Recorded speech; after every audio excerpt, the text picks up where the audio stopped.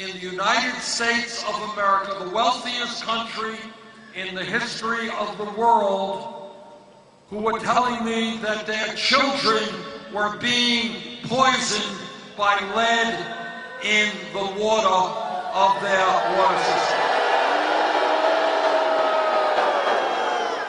Now, Flint is probably the worst case of a collapsing infrastructure, but it surely is not the only case. All over this country, cities and towns are dealing with collapsing water systems and wastewater plants. In my state of Vermont, we have many bridges which need significant repair. Roads all over this country are crumbling. We used to have the best rail system in the world. We don't anymore. Levees, dams, airports need repair. Schools need repair. We need affordable housing.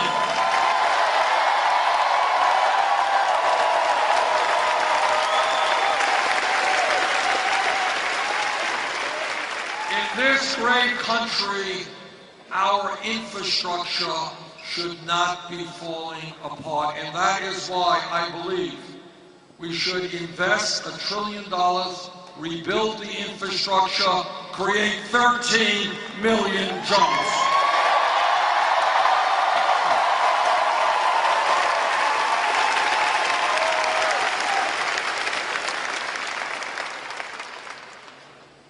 I have been criticized repeatedly because I have pointed out a simple truth, and that is that every major country on earth, whether it is the United Kingdom, France, Germany, Holland, Italy, Canada, you name it, every major country on earth guarantees health care to all of their people as well.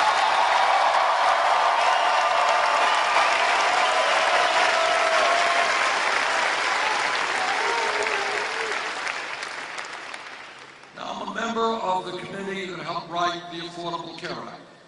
And the Affordable Care Act has done some very important things. It has ended the obscenity of pre-existing conditions.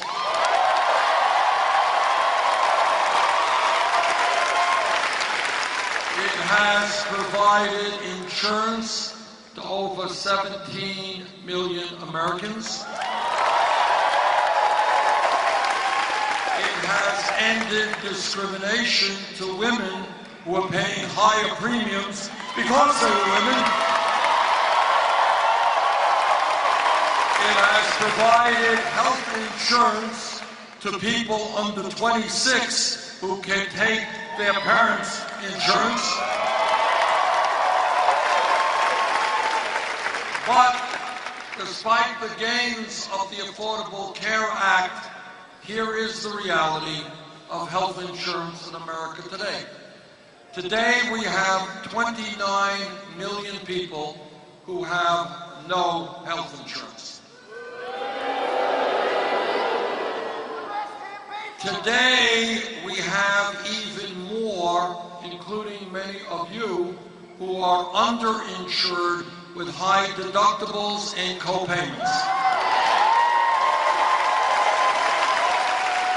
And what that means, if you have a deductible of $5,000 a year and you don't have any money, guess what? When you get sick, what happens? You don't go to the doctor. And then what happens? You get even sicker. That's very clever. Very smart system. And then you have another absurdity. In the United States, we pay by far the highest prices in the world for prescription drugs. You all know that? Let me tell you a brief story. Back in the late 1990s, when I was Vermont's congressman, I took a busload of mostly women who were dealing with breast cancer, working class women, over the Canadian border. We border right on Canada. And I took them to Montreal, and all of this had been prearranged, to purchase the breast cancer drugs they desperately needed.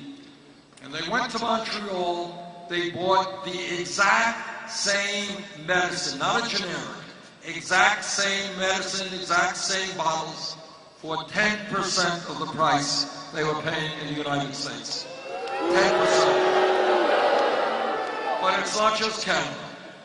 It's all over the world. People pay substantially lower prices than we do because there is no legislation now that prevents the drug companies from doubling or tripling the price of the medicine that you use. Nothing. They can double it tomorrow. Nothing to stop them. So what you have, this is, when you talk about crazy, I want you to think about it. People go to the doctor diagnoses the illness, writes out a prescription. 1 out of 5 Americans cannot afford to fill that prescription because the medicine is too expensive. We have oncologists writing to us in Congress saying our cancer patients cannot afford the medicine they need. We got veterans with hepatitis C, and the company that came up with a new drug is charging $1,000 a pill. And to add insult to injury, you got a lot of people uninsured, underinsured, we're paying sky-high prices. We end up spending per person almost 3 times more than the British, 50% more than the French, and a lot more than the Canadians. What we have got to do is to tell the private insurance companies, tell the drug companies, they cannot continue to rip off the American people.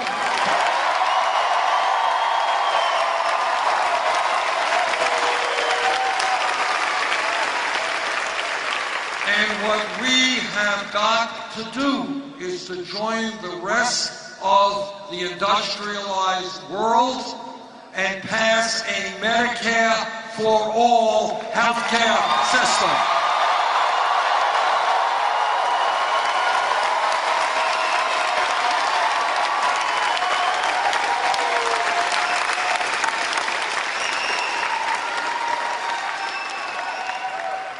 Now, everybody here who has studied American history understands a very important truth. And that truth is that real change never takes place from the top on down. Real change is not when some president signs a bill, the Supreme Court makes a decision. Real change is when millions of people at the grassroots level demand change.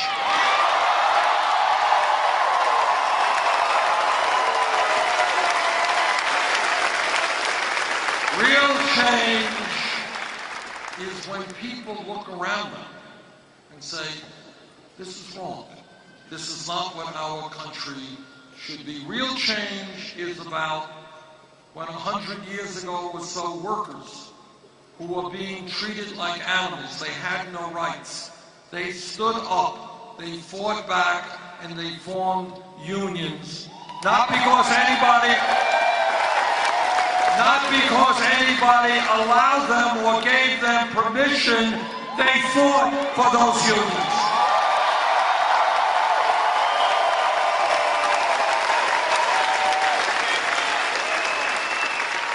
Real change is when hundreds of years ago, African Americans and their white allies said, you know what? Racism and discrimination and bigotry is not what this country is about. And many of those people, we don't even know who they were. Some of them were killed, many of them were beaten, they were jailed, but they stood up and fought. And finally, this country made progress in ending segregation.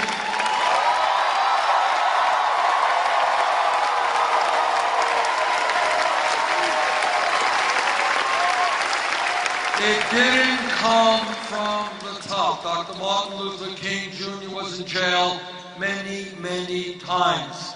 I will tell you a brief story about courage. I was in Birmingham, Alabama a couple of months ago.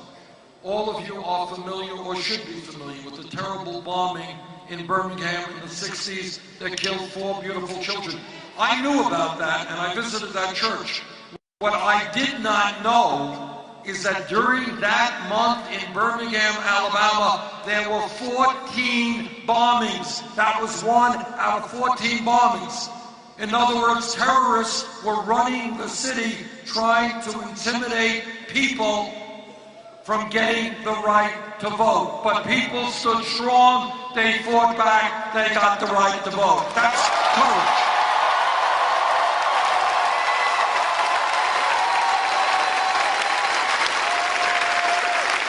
That is how change takes place.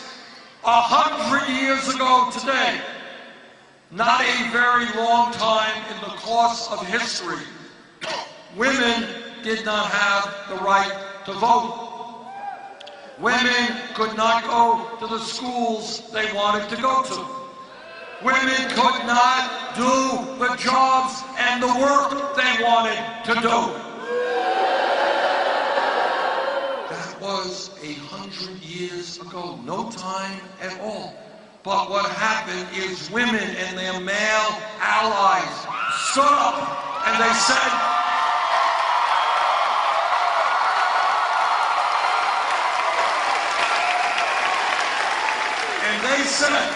that in the United States of America, women will not be second-class citizens.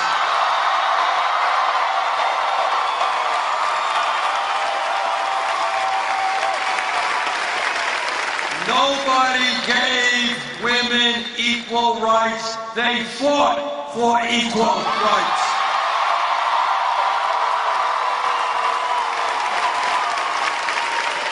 Now let me bring the story of real change even closer to home.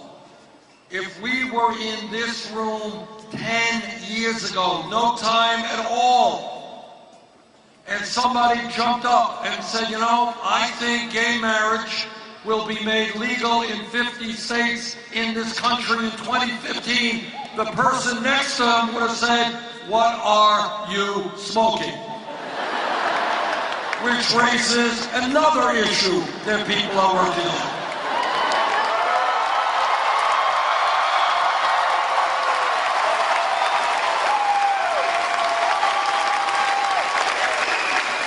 But what happened is that against incredible bigotry and hatred, I'm older than most of you. You don't know what it was like back then. You really don't. The kinds of hatred and homophobia that existed in America. But people stood up and fought back. Today, gay marriage is legal in 50 states.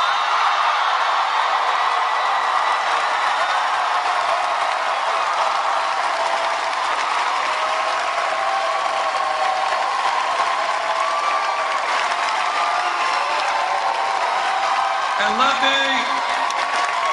me bring it even closer to home when you talk about change and you talk about courage. If we were here, say, 7 years ago, and somebody jumps up, we're in a meeting like this, and somebody says, you know, Bernie, there's $7.25 an hour minimum wage is a disaster, nobody can live on it.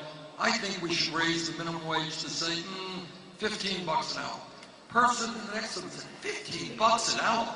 Are you nuts? You're talking about doubling the minimum wage. It can't happen. Be realistic. But this is what happened. All over this country, very brave people in the fast food industry, people who work in McDonald's, and they work in Wendy's, and they work at Burger King. They went out on the streets, and they worked with the unions. And then you know what happened a few years ago? Seattle, Washington passed $15 an hour minimum wage.